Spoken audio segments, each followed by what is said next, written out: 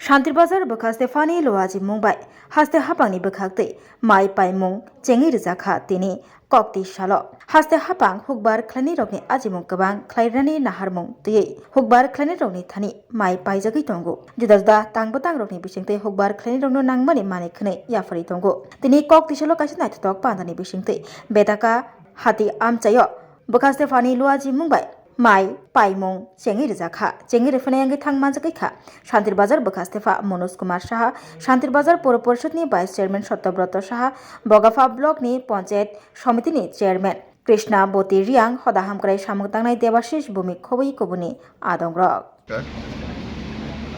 আমাদের এই রাজ্যের কৃষকদের স্বপ্ন ছিল যে আমরা ধান উৎপাদন করব, সরকারের কাছে বিক্রি করার জন্য চেষ্টা ছিল। কিন্তু আমাদের দুর্ভাগ্য, বিগত দিনে আমাদের কৃষকরা কোনোদিন কল্পনা করতে পারেনি যে তাদের সরকারের কাছে ধান বিক্রি করতে পারবে।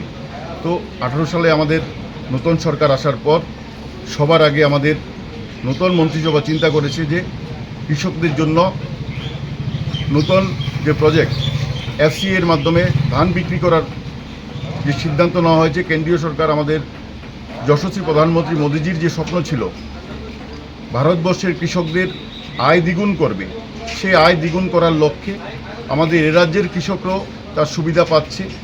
2018 সাল সরকার ক্ষমতায় আসার পর এফসিএ এর মাধ্যমে আমাদের রাজ্য সরকারের প্রচেষ্টায় এই এফসিএ এর মাধ্যমে ধান কৃষকরা বিক্রি করতে পারছে।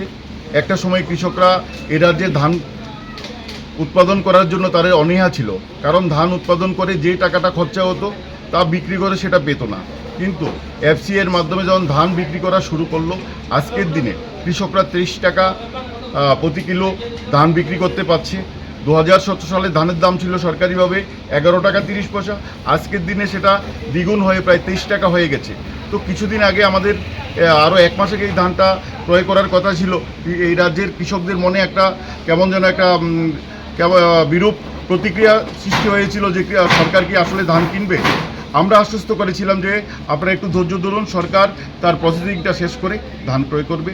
এবং সেই দিনের আজকেই শুভক্ষণ এই শান্তিরবাজার বগাফা ব্লকের আন্ডারে আমাদের পৌর পরিষদ এবং বগাফা পঞ্চায়েত সমিতির আন্ডারে যত কৃষক আছে তাদের ধান আজকের দিন থেকে শুরু হবে। আজকে হলো 17 তারিখ, আজকের থেকে আগামী 7 দিন ওনারা ধান বিক্রি করবে।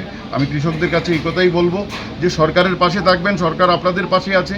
কৃষকদের আয় দ্বিগুণ করার জন্য যা যা প্রকল্প আছে সরকার আপনাদেরকে দেবে। এবং বিগত দিনেও দেখেছি, কিছুদিন আগে থেকে কৃষকদের পাওয়ার উডার ফ্রি দেওয়া হয়েছে, ট্রাক্টর ফ্রি দেওয়া হয়েছে, মেশিনারিজ ফ্রি দেওয়া হয়েছে, ধান বীজ সহ সেগুলি ফ্রি দিচ্ছে।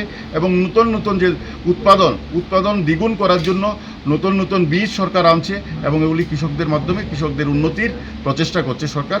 আমি কৃষকদের কাছে আবারও বলবো, সরকারের পাশে থাকবেন, সরকার আপনাদের পাশে থাকবে। নমস্কার।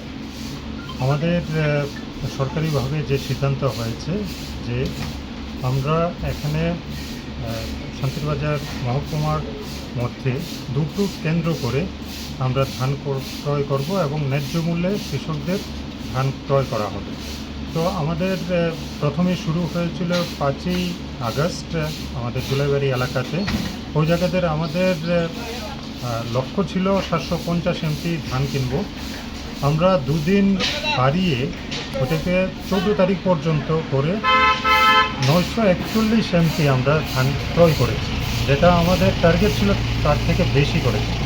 আমাদের এই এলাকাতেও অলরেডি আমাদের ভাইস চেয়ারপারসন পৌর পরিষদে উনি বলেছেন যে বেতাগা এলাকাতে আমাদের